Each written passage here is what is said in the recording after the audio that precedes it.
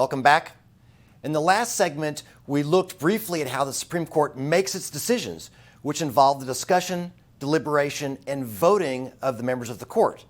And I argued that this was a fundamentally political decision, a political process. In fact, I want to argue more broadly that the federal judiciary, the entire system, is inherently political in at least three different senses: the selection of judges, the selection of cases, and the decisions that are made by the courts.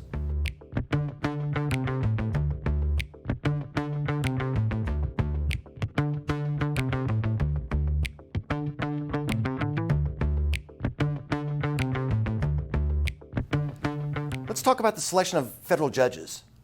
All federal judges, district, appeals, and Supreme Court levels, they are nominated by the president and must be confirmed by the Senate. So elected politicians are the ones that are choosing those judges to serve.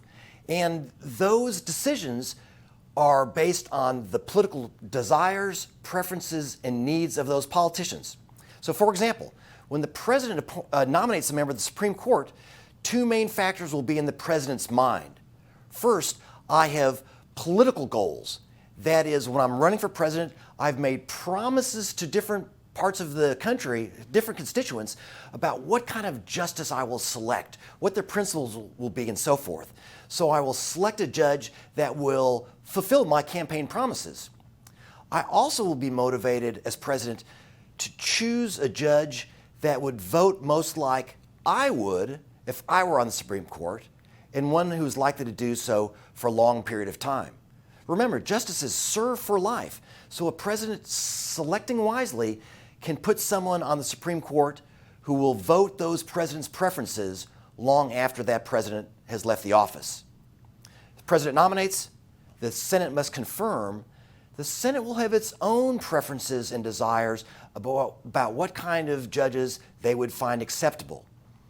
In this past couple of years, the Republican-controlled Senate faced two possible decisions regarding Supreme Court nominees. President Obama had nominated Merrick Garland in the last year of his office. The Republican-controlled Senate decided not to consider that nomination. No hearings and no votes.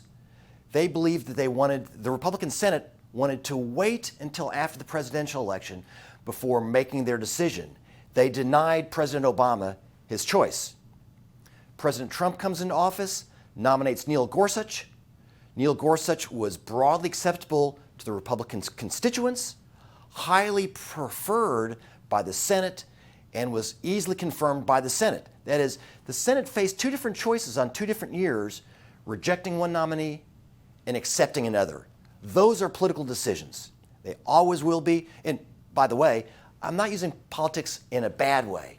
They're political decisions in that they're made by elected officials to fulfill campaign promises and to promote their vision for the country. The federal judiciary, at least at the Supreme Court level, is also political in the selections of cases. It doesn't have to hear most cases, except in rare instances where it has what's called original jurisdiction. The Supreme Court gets to choose the cases it will consider. They will reject ones that they don't want to consider for various reasons. Let me give you a couple examples. In 1954, the Supreme Court made the decision in the famous Brown versus Board of Education case that said separate but equal was unconstitutional, that our nation's public schools must be racially integrated, a broadly and profoundly important decision. At the same time, the Supreme Court was also called on to decide whether interracial marriages would also be protected constitutionally. After having made the Brown versus Board case, integrating the public schools, the Supreme Court decided not to take the case regarding interracial marriage at that point. Too many controversial cases, too close together, might lead the court to lose its legitimacy in the eyes of the public. They deferred the interracial marriage case, notably named Virginia versus Loving, for another decade before finally ruling on that. A third way that the court system is inherently political involves the decisions that are made by the members of the courts. Now, the lawyers, the justices themselves, would likely argue that those are not political decisions, but the justices use legal principles, their legal texts, to interpret Constitution and the law, respecting judicial precedent. That's the legal view of how the justices operate. There's a different view, favored more by political scientists, that's called the attitudinal view. The attitudinal view of judicial decision-making assumes that justices, like the rest of us, are influenced in their decisions by ideological, partisan, and personal preferences. So let me give you a couple ways that judges may think of their judicial philosophy in ways that guide their decisions. For example, we can compare judicial activism versus judicial restraint. Judicial restraint, by and large, says we will respect the laws enacted by a duly elected Congress unless there's compelling reason to override them.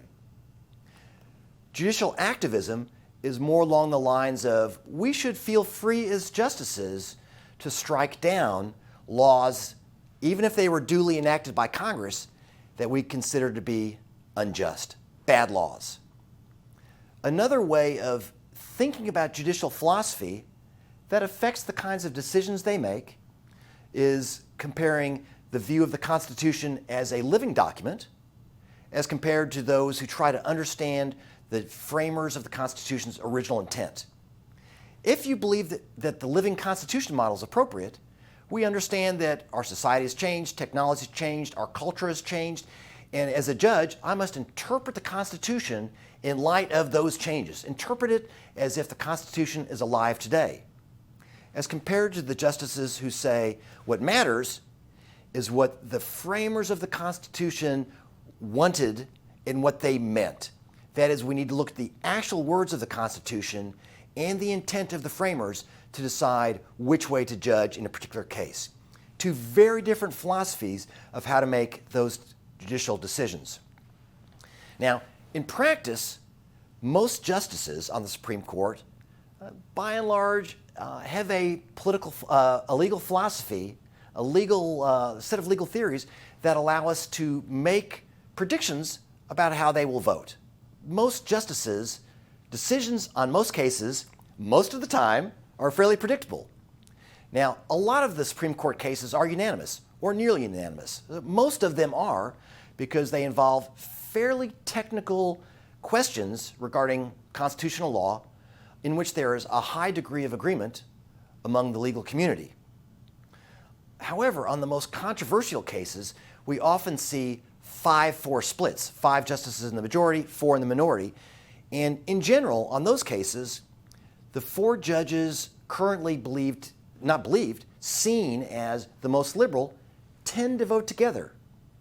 The 4 judges who are seen as the most conservative tend to vote together. Liberal and conservative justices predictably voting in liberal or conservative directions. With one justice, Anthony Kennedy, who is the midway point between the liberal and conservative blocs, is the swing vote. How Justice Kennedy votes often decides what the court will decide. In the final section of our video segments on the federal judiciary, we're going to consider a question that is especially relevant to the viewers of these videos. And that question is, can the public affect the decisions that are made by the judges in our federal judicial system?